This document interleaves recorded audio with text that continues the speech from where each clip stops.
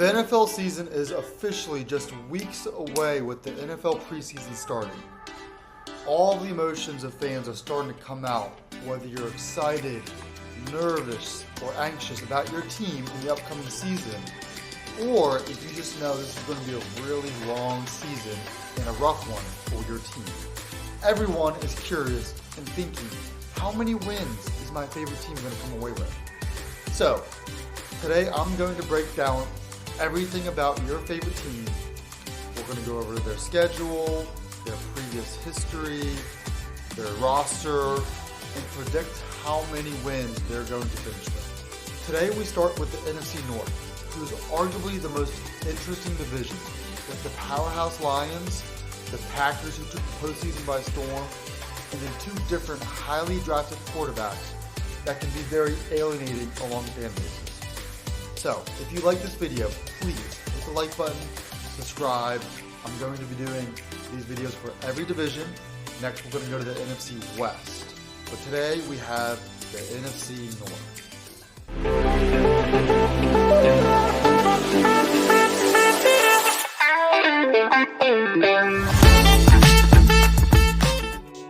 Now, I am going to start with stating I am not going to go down and predict every specific game each team wins.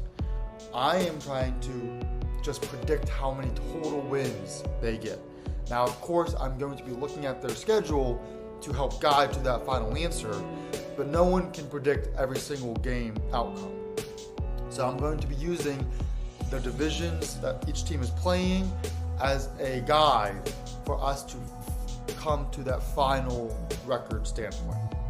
So first we'll talk about the Chicago Bears. So we'll look at how they've done the past few seasons first. Last year, they had a pretty good year for a team that lacked a lot of talent.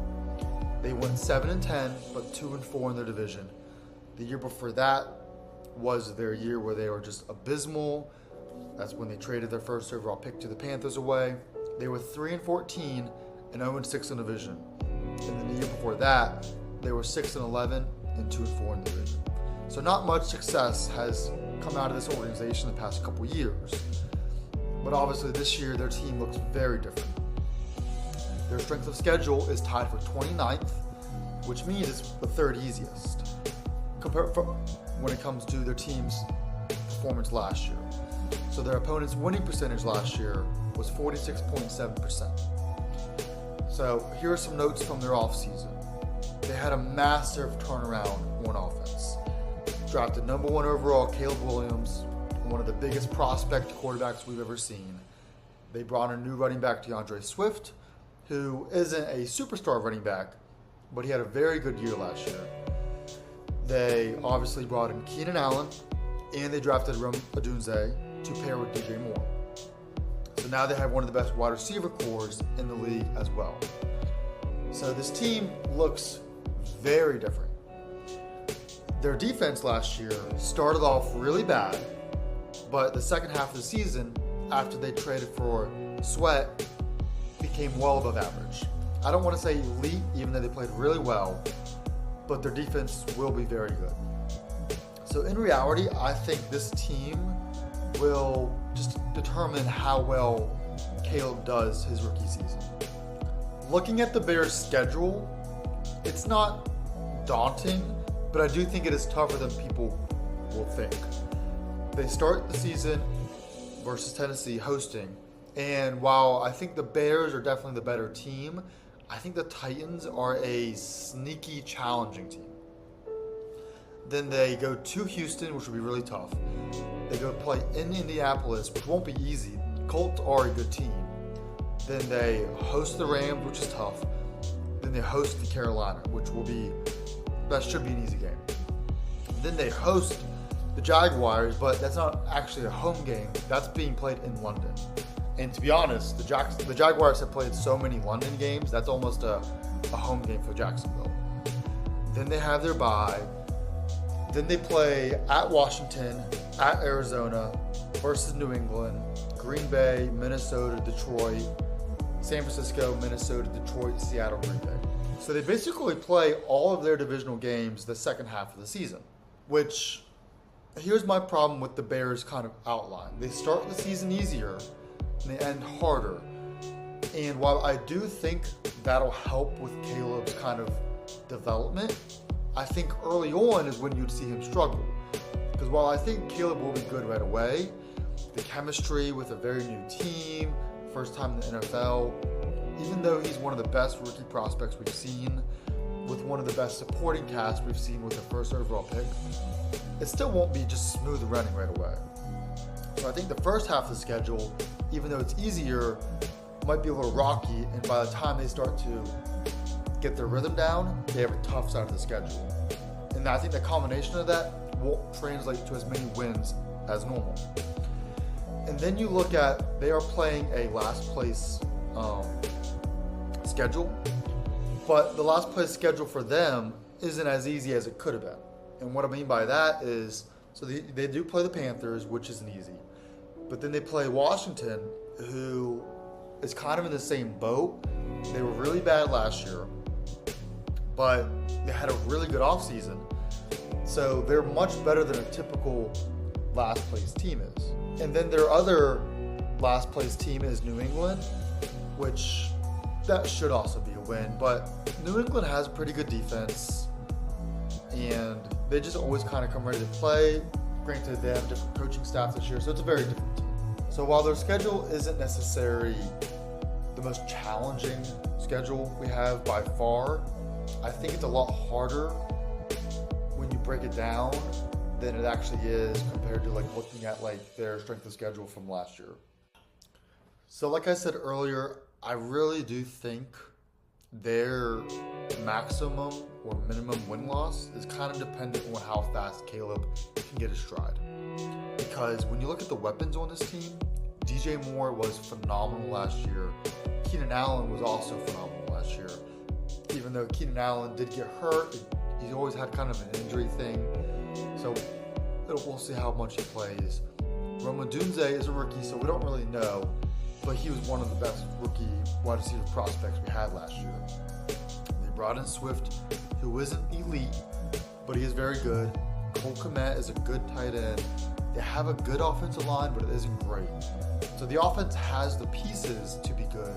I just don't really know how fast they'll start picking up their stride. When you look at their defense, obviously they have a superstar in Jalen Johnson. He's one of the best corners in the league. They have guys like Sweat. They have some good safeties, but their secondary isn't perfect. The rest of the line isn't perfect. I do think this team is actually getting a little too much hype in this off season because of how well they finished off last year and how many pieces they added to this team. And in reality, why they weren't able to go 7-10 last year, I think that was more of not a showing of what this team is capable of. It's more of just they got a little fluky on a few games. They probably should have finished around 5 wins last year. So let's actually break down how I think the Bears' win record ends up.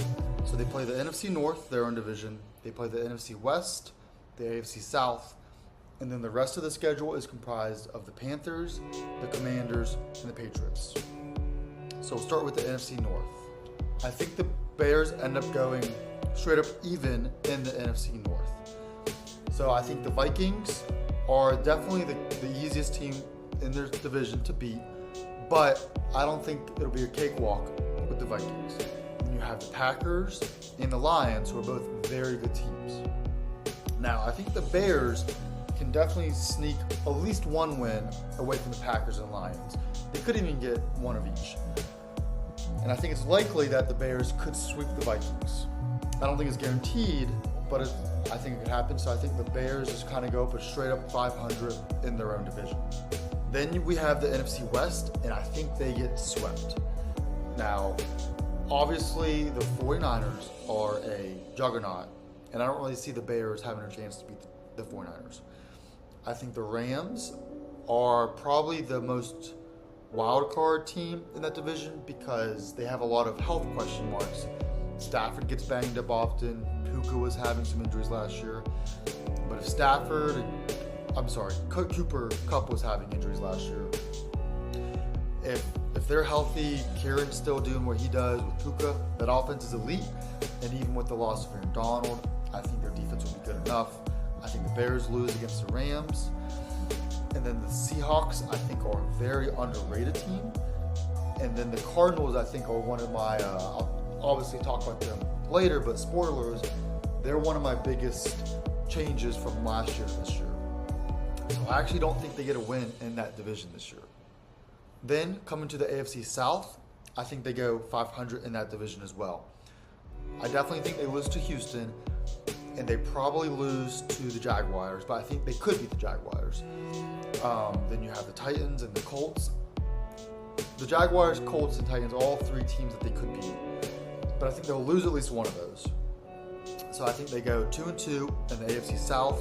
Now they're at 5 wins and 9 losses. So you can kind of see where this is going. It's not going to be as good of a season as some people were hoping. And then they finish off 2-1 with the rest of the schedule. I say 2-1, even though they could definitely go 3-0 against those teams. I do think they let one slide because, again, they have a rookie quarterback. They have some other really young talent. They're not going to win every single game whether they're the better team. You just have to be expecting that. And the one thing that's going to be frustrating with the Bears is I think they're going to be a team that is close in basically every single game this year. If you told me they have one of the lowest point differentials in the league, I wouldn't even be surprised. But I don't think they squeeze out a lot of those close games just because of their lack of experience. I know the Caleb Williams haters or the Justin Fields defenders are going to be like, how do you finish with the same record at 7-10 as you had last year? You should have just kept Fields, traded the number 1 pick, or took someone else. I completely disagree with that. I just think there are going to be some bumps with the Bears this season. But if you ask me who's going to be one of the best teams in the league 2 years from now, Bears are at the top of the list. I just think they have a tougher schedule and an outline than people think. So when it comes to the Bears' final record, I have them at 7-10. I'm not making this a gambling thing, but right now their over-under is set at 8.5 on all sites. So if you're looking for that, I would go under. Could they get to 8 or 9 wins? For sure. But I just think they will struggle at first due to chemistry and youth. Once they start picking it up, their schedule gets a lot harder. They'll be a phenomenal looking 7-win team, but I just don't think the wins translate this first year. Next, we'll talk about Green Bay. The Packers have had a pretty consistent last 2 years, and then 3 years ago they were great, obviously. So last year they were 9-8 with a 4-2 record in the division. The year before that they were 8-9 with a 3-3, and the year before that they were 13-4 with 4-2. But obviously this team is very different compared to those a couple years ago, with a change of QB, a lot of change in the weapons and the defense. Their schedule is one of the toughest ones in all of the NFL. They have the 4th hardest schedule with an opponent winning percentage of 52.6% of last year. Obviously, they have one of the youngest teams in the NFL. Jordan Love, who age-wise isn't as young as some people think because he sat so many years, but not much experience, and a super young wide receiver room. How will they grow after last year's late success? Their offensive line is going to be a major question, and they're relying on a couple rookies to make a big impact. So obviously that sometimes can go down a very bad path. So when looking at their schedule, which is the 4th hardest, they start by going down to Brazil to face the Eagles. Very tough matchup. Then they host the Colts and they play in Tennessee. They play Minnesota, at the Rams, the Cardinals, Houston, Jacksonville, then Detroit before the bye week. Then they go to Chicago. They play San Fran. They play Miami, at Detroit, at Seattle, New Orleans, Minnesota, Chicago. So while yes, the schedule is very tough, I do think there are some areas that help them out. Like, for example, they get to play Miami in Green Bay late, which we know how tough it is for Miami to play in the cold. But the schedule, and they get Houston at home, which is nice, but this schedule is going to be very tough to maneuver. So looking at their team and their roster, last year they had the 9th best offense. But we know a lot of that came in the second half of the season and in the postseason. And they really showed us the potential and the upside of this team. But what I wonder is, will we see that for a full season next year? Or will it still be kind of up and down like it was last year? Looking at their wide receivers, everyone talks about the receivers of the Packers, whether it's for normal football or fantasy or dynasty. Their receiving core is very intriguing. Jordan Reed is awesome, but I do wonder if we're just assuming too early he'll be like a true number one guy. He had a very good year last year, but it wasn't like an elite year. He just had a very good end of the season. I like him a lot. I think he's going to be really good. But can he be like a true number one that's usually needed to get into that 10, 11, 12 win range? Christian Watson has a lot of health problems. Romeo Doubs is a solid guy, but he's not like a game changer. I like Wicks a lot, but we don't really know what he's capable of. So the receiving core is very good. We just don't really know what exactly they're capable of over a stretch of time. They brought in Josh Jacobs, who I'm not a massive fan of, but I do think he'll run well for them. But their biggest question mark on offense is clearly the offensive line. You know, they have a lot of question marks along the line with their tackles. They're probably going to be starting their first overall pick Morgan, which is always questionable. Sometimes it takes guys a couple years to get going. Will the offensive line be good enough to get the Packers to the next level? And then when you're looking at their defense, it's not perfect either. Now, they do have Jair Alexander, who is a stud. Last year, he didn't necessarily play up to his potential, but he could get back there, and they brought in McKinney, the safety. So there's definitely pieces on the secondary that can be really good. But they're probably going to be starting another rookie at the other safety spot. Their other corners are definitely question marks. So their overall secondary, I would say, is closer to the side of a weakness than the side of a strength. Their defensive line and their edge rushers are good. Smith and Clark are probably the two best players, but they don't really have any true game wreckers there. Their linebackers or whatever. I think this defense is going to struggle more than it's going to be good. And I think that, combined with the possible inconsistencies on offense, will limit this team's upside compared to what people think they can do. So going by division, the Packers obviously play the same divisions as the Bears. They have their own, the NFC West and the AFC South. And then they play Philadelphia, Miami, and New Orleans. So not an easy schedule for sure. But I do think they go 4-2 in the division. I think they can split with the Lions.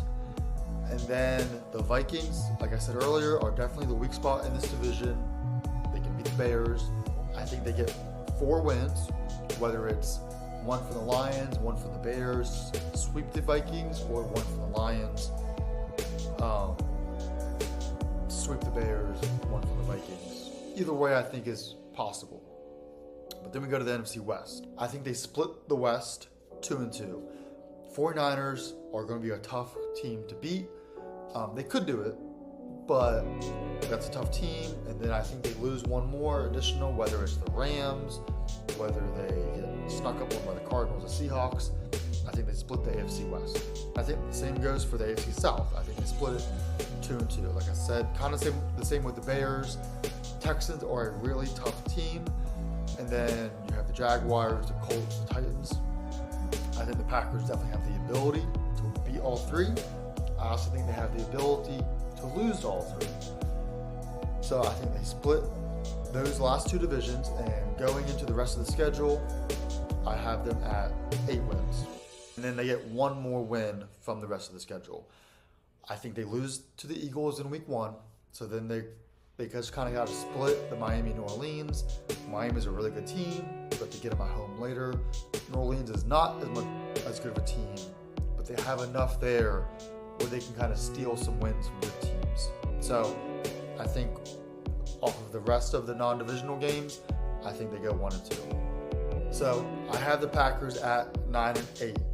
Their schedule is very hard. The whole division is just going to beat up on each other, and we don't know how they'll be consistent against tough games for a whole schedule. So while I think the Packers could do a very similar thing to last year, get in the playoffs and just get hot, I do think they might be a little bit of a streaky team. I have them just on the under, and I think they go 9-8 this year again. Moving on to the Lions, this is one of my favorite teams going into next year. They're going to be so much fun to watch. So last year they went 12-5, 4-2 in the division. The year before that, 9-8. They actually went 5-1 in the division the year before that. And then 3-13, 2-4. Obviously, that's a very different team than the one we have now. Look at how big of a change they made over 3 years. They have the 11th toughest schedule with a 50.9% winning percentage for their opponents. Here are some of the keys. They had a massive upgrade to the secondary with the draft 8 free agents, which is really important. They do lack some consistent producers at wide receiver besides Amon-Ra though. So looking at their schedule, they start at home with the Rams and then the Bucs. Then they go to Arizona, and they got Seattle, Dallas, Minnesota, the Titans, the Packers, Houston, Jacksonville, the Colts, the Bears, the Packers, the Bills, the Bears, the 49ers, and the Vikings. So a couple things. They do have a tough stretch where they go at Green Bay, at Houston, then they got home against Jacksonville, and then they go to Indianapolis, which again, the Colts, like I said, aren't going to be an easy exit. Then they have to play the Bears, the Packers, the Bills, the Bears, and then the 49ers. So that stretch is pretty tough. But I do think the Lions are one of the best teams in the league. I think they're one of the few teams that can give Houston and San Francisco a run for the money. I don't think their schedule is super threatening. It's not going to be easy. They're going to have to be on their game every week. The biggest challenge to me is that week 5 buys. Early buys are just brutal, especially with now playing 17 games. That extra week does make a difference. So once you get down to that Green Bay, Buffalo, Chicago, San Francisco stretch, they could be exhausted. So they're really going to need a first round bye, in my opinion, to help balance out that. But I don't think there's really anything about the schedule that changes my opinion before I looked at the schedule. When looking at the Lions roster, it's just crazy good. So obviously we know how good their backfield is with Gibbs and Monty. They're electric. Then you have LaPorta and St. Brown, one of the best receivers, one of the best tight ends. They are stacked on offense. Their receiver depth is a little questionable. Jameson Williams has been very disappointing since coming in. He can't offer you that big play moment though.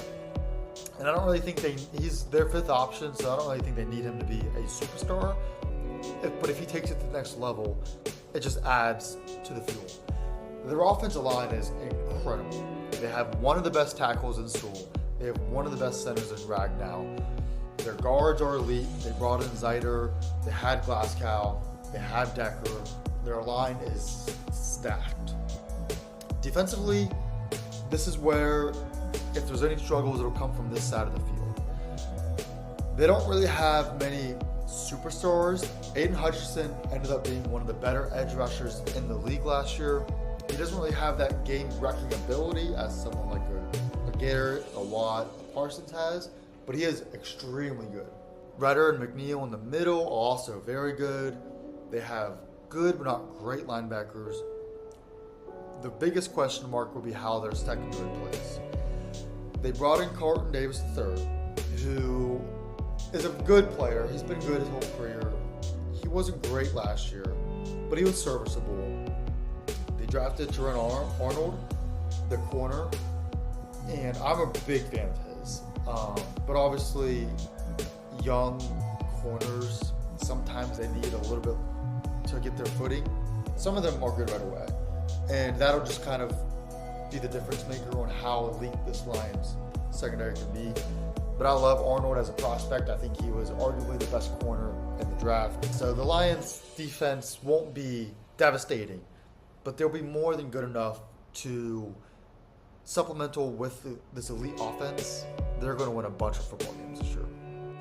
So now we'll break down how their record's actually going to pan out. They play the same 3 divisions, and then the rest of the schedule is filled with the Bucs, Dallas, and Buffalo. 3 very tough games, but definitely winnable for the Lions. I have them also going 4-2 in the division, like the Packers. I think they split with the Packers, and they just lose one to either the Bears or the Vikings. But they shouldn't have much of a problem with the division this year. Then in the NFC West, I have them going 3-1. I think they are clearly the best team outside of the 49ers and the Eagles in this conference. Those are the 3 powerhouse teams. And I think the Lions definitely have a chance to beat the 49ers. They obviously have a good chance of beating the Rams, Seattle, and the Cardinals. So I think they do really well against that division. I just think they let one of them go. Maybe it's the 49ers, or maybe they just let a game sneak by them against one of the other teams. But they go 3-1 in that division. And the same goes for the AFC South. Houston obviously is the biggest challenger. Houston can beat the Lions can beat Houston. They could lose one of those 4 games, but I think they have a good chance of winning 3 at least. So I had them going 3-1 in that division. And then they finish off 2-1 with the rest of the schedule. Buffalo will be tough. Dallas, I'm down on this year, but they're still not an easy team. Tampa Bay is kind of getting slept on. So you get the trend. They can easily win all 3. I just think they lose 1. The Lions' final record ends up at 12-5. I definitely think they are one of the best teams in the league. I think they are poised to have another great year. Their offense is going to be even better. Their defense will be better. I don't really see a big enough hole on the Lions team for them to lose more than 5 games this year. And wrapping up this video, we have the Vikings. Probably the least fun team to talk about in this division. So last year they were 7-10, and they were 2-4 in the division. Obviously they lost Kirk halfway through the season, and that's kind of when things started to crumble. They were 13-4 the year before that, and 4-2 division, 8-9, and 4-2 also. So the Vikings have been pretty good the past few years, but there's been a lot of change this season. Their strength of schedule is tied for 16th. Their opponent winning percentage is 50.5 or 50.2%. The keynotes, obviously the big one, QB change. They lost Kirk, they drafted JJ, and they brought in Sam Darnold. I think both will probably, I think Darnold will start the season, but we'll get to that. On offense, they have a lot of great skill players, but they lack that offensive line to help those QBs to let the skill plays develop. And their defense wasn't great, and they lost their best player. Breaking down their schedule, they start with New York, which is definitely winnable, but it's in New York.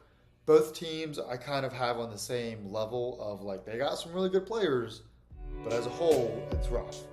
Then they play San Francisco, Houston, Green Bay, the Jets, Detroit, the Rams, the Colts, Jacksonville, Tennessee, Chicago, Arizona, Atlanta, Chicago, Seattle, Green Bay, Detroit.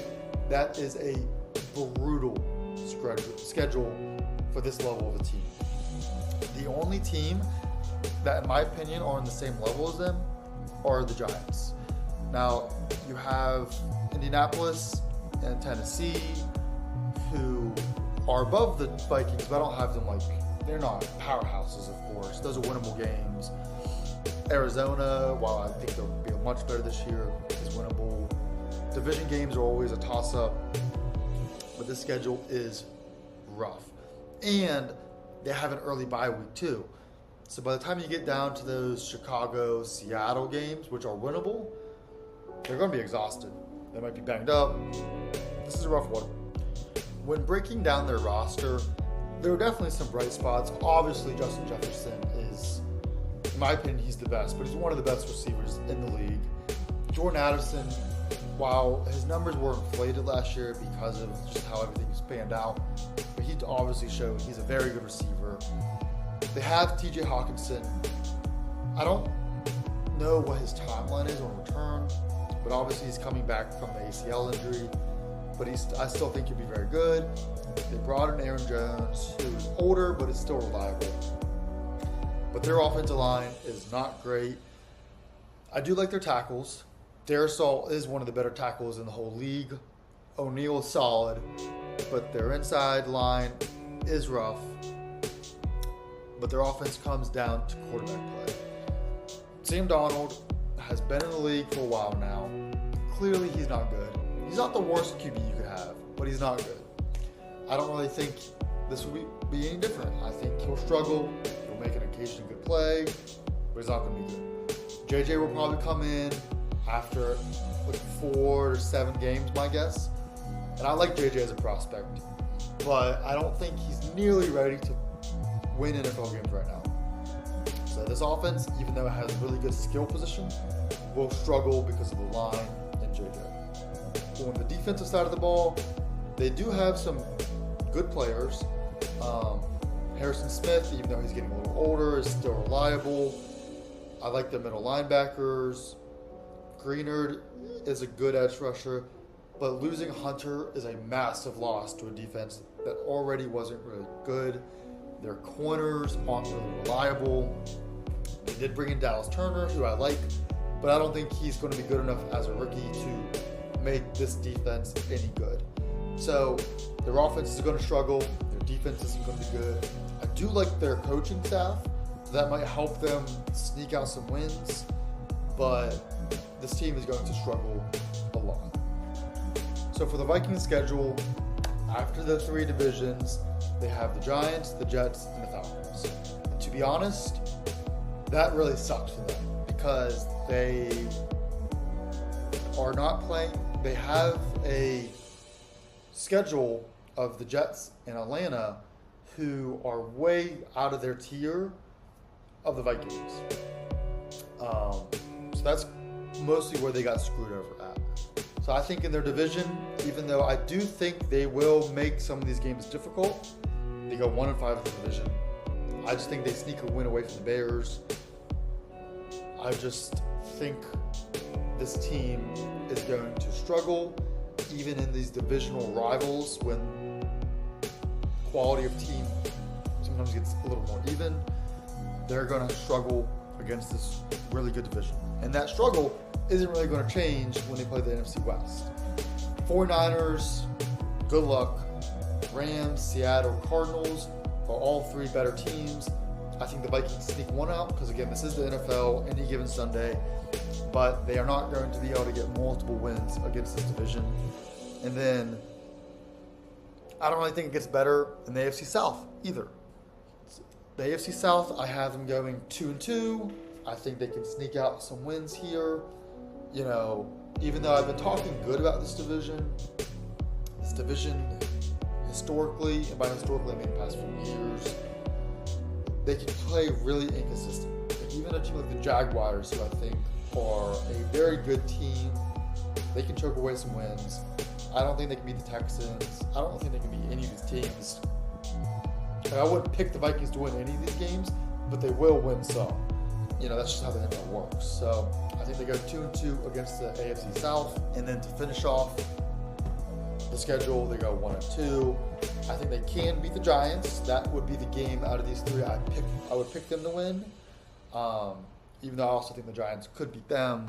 The Jets and Falcons would be one of those blunder games, but they do happen. So I think they go 1-2. and obviously their record is going to be rough.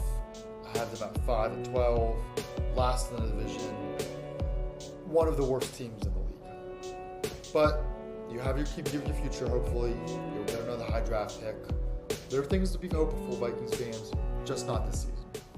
So wrapping up the NFC North, we got the Lions 1, Packers 2, Bears 3, Vikings 4 in the final standings. Packers fans and Bears fans, I understand these win totals are probably lower than you're hoping and maybe even expecting. You probably think I'm lowballing you guys some. I actually love your teams. I just think the way the schedules are designed, the way the season will play out, the record itself will be disappointing, but there's still a lot to like about your teams. So that's it for the video. NFC West next.